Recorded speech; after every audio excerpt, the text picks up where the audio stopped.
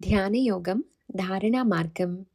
బాగా చలిగా ఉన్నప్పుడు ఎండ గుర్తుకు వచ్చి ఎండ విలువ తెలిసినట్లు జీవితంలో దుఃఖం కలిగినప్పుడే దేవుణ్ణి స్మరించుకోవడం, దేవుడి విలువ తెలియడం లోక సహజం. దేవుడి గూర్చి క్షుణ్ణంగా తెలుసుకొని కేవలం దుఃఖాలలోనే గాక జీవితమంతా దేవుణ్ణి స్మరించే ప్రయత్నం చేయుటే సాధన. దేవుడు అంటే ఎవరు? ఎలా ఉంటాడు? ఎక్కడ ఉంటాడు? దుఃఖం కలిగినప్పుడే ఎందుకు స్మరిస్తారు అనే ప్రశ్నలకు సరియైన సమాధానాలు ముందు అందరికీ తెలియాలి.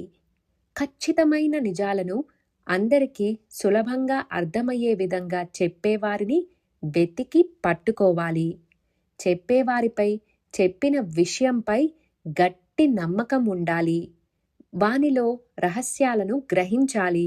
క్షుణ్ణంగా అర్థమయ్యే వరకు 1కి 2 సార్లు వినాలి. ఏనాడో వేదం చెప్పింది, నాటి నుండి నేటి వరకు పెద్దలంతా చెబుతూనే ఉన్నారు. అందరికీ తెలిసిన విషయమే.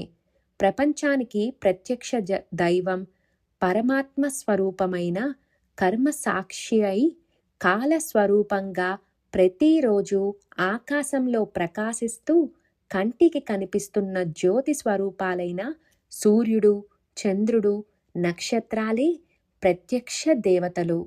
ప్రతిరోజు అనుక్షణం కలిసి ఉన్న తల్లి, తండ్రి, గురువు, అతిథులు ప్రత్యక్ష దేవతలే.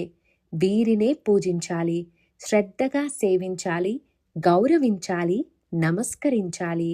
కనిపించే దేవతల అనుగ్రహమే అవసరం. ప్రత్యక్ష దేవతలు రోజు పూజలు, పునస్కారాలు కోరుకోరు. కేవలం కృతజ్ఞతగా ఒక నమస్కారంతో సంతృప్తి చెంది ఆశీర్వదిస్తారు. వీరి దివ్యానుగ్రహంతో దుఃఖం దూరమవుతుంది. ఆయుష్షు, ఆరోగ్యం, ఐశ్వర్యం లభిస్తాయి. ధ్యానప్రస్థం.